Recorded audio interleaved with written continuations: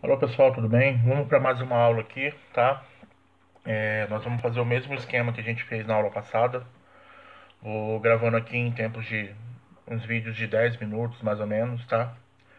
Para não ficar muito cansativo e pra gente poder passar legal essas informações, beleza? Lembrando que a escola ainda permanece fechada, né? Hoje dia 7, provavelmente aí, né, dia 15, alguma coisa nesse sentido. Nós teremos mais uma resposta ou mais informações relacionadas a isso, tá? Enquanto isso, a gente vai se virando aqui, né?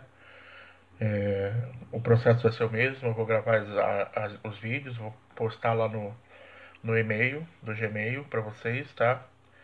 Pra gente poder ir conversando e falando sobre a matéria. Pessoal, nós estamos falando estamos em teoria geral da administração, nós estamos falando sobre escolas administrativas, falamos sobre a administração clássica, né, que é a administração científica de Taylor e Fayol, e a teoria clássica que é do, desculpa, a administração científica de Taylor e Ford, e a teoria clássica que é de Fayol, né?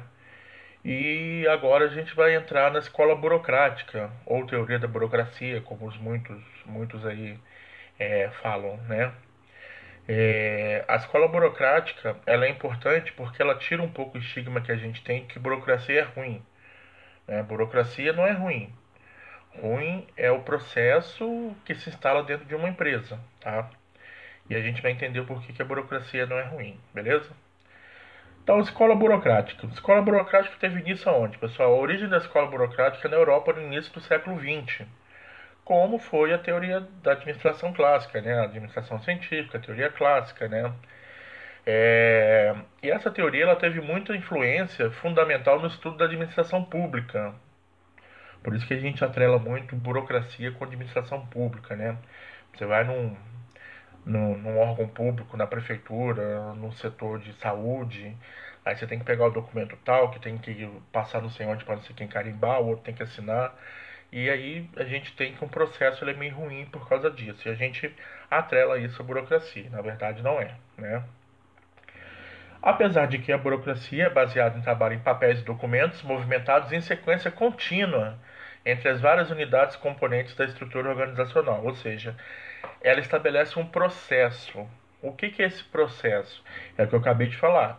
Papéis e documentos movimentados em sequência contínua entre as várias unidades componentes da estrutura organizacional. Ou seja, tudo tem uma sequência, tudo passa por um processo, tá? A teoria da burocracia se originou também das necessidades de organização das empresas, que cresciam em tamanho e complexidade de operação. A gente falou isso antes, né? Então, quando eu começo a crescer, eu preciso estudar os departamentos, preciso estudar os processos, preciso estudar as pessoas e preciso estudar uma forma de como aquilo ali vai funcionar, né? O termo burocracia não tem um significado pejorativo de uso popular, que eu acabei de falar, né? Mas um significado técnico que identifica certas características da organização formal voltada exclusivamente para a racionalidade e para a eficiência, né? O que isso quer dizer? Se eu trabalhar de forma racional, de forma técnica e da maneira correta, eu vou ter eficiência no meu processo. E é isso que a burocracia busca, a eficiência do processo, tá?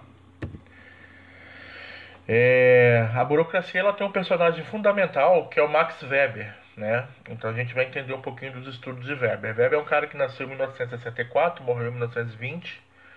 Ele nasceu na Turíngia, parte da Alemanha, né? Que na época era dominado pela Prússia, né? Então vários conflitos, várias brigas ou várias modificações que houve naquele momento lá, ele é dessa região, né?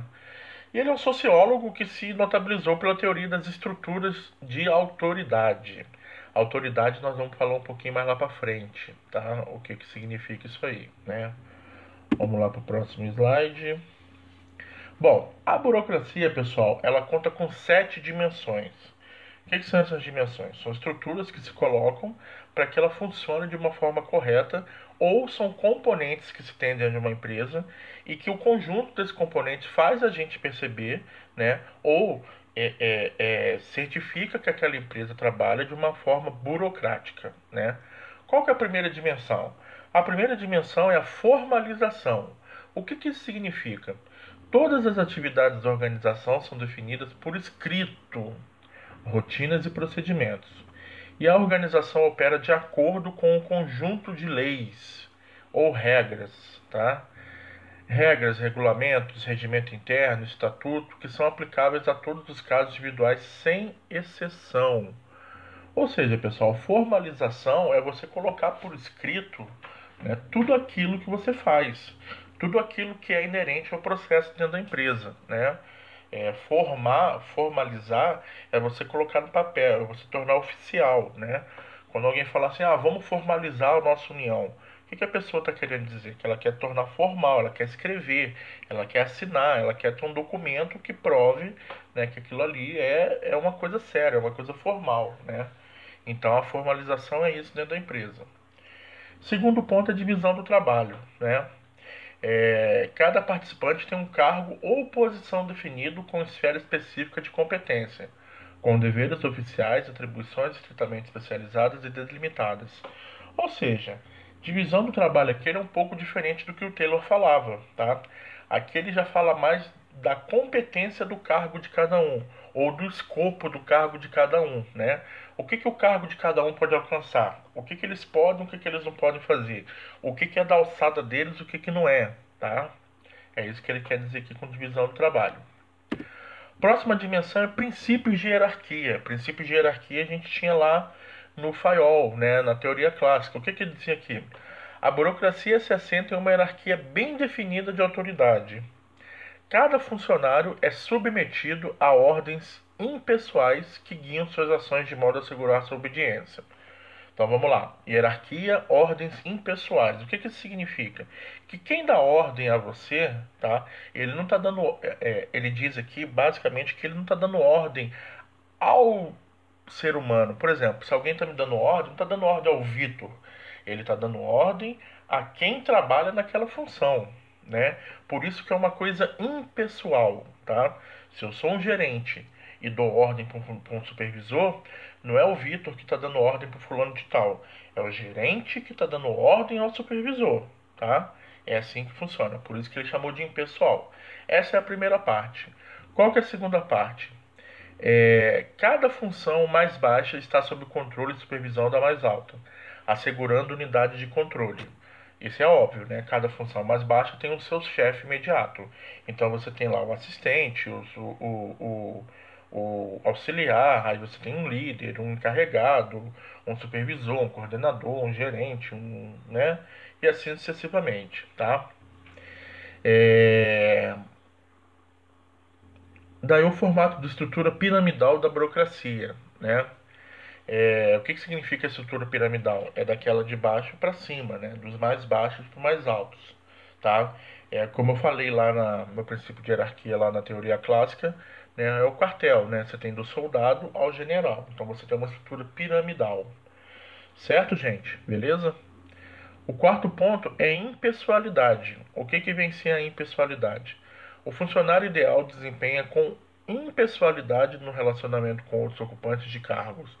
É mais ou menos o que eu falei anteriormente, né? Lá a gente está como funcionário, como um cargo, não como uma pessoa. A gente não pode levar as coisas para o nosso lado pessoal, tá? A burocracia enfatiza os cargos e não as pessoas que ocupam, pois as pessoas entram e saem da organização, mas os cargos permanecem para garantir sua continuidade e perpetuação. Então, corrobora com o que eu falei anteriormente, né? A gente não está dentro da empresa como é lógico, a gente tem, né, os sentimentos, a gente tem os nossos anseios, nossos desejos, mas a gente está lá como auxiliar, como assistente, como coordenador, como gerente, como supervisor, como líder, como operador. Então, o relacionamento ele tem que ser o mais impessoal possível dentro dessa estrutura. Beleza, pessoal? Eu vou finalizar esse vídeo por aqui, tá?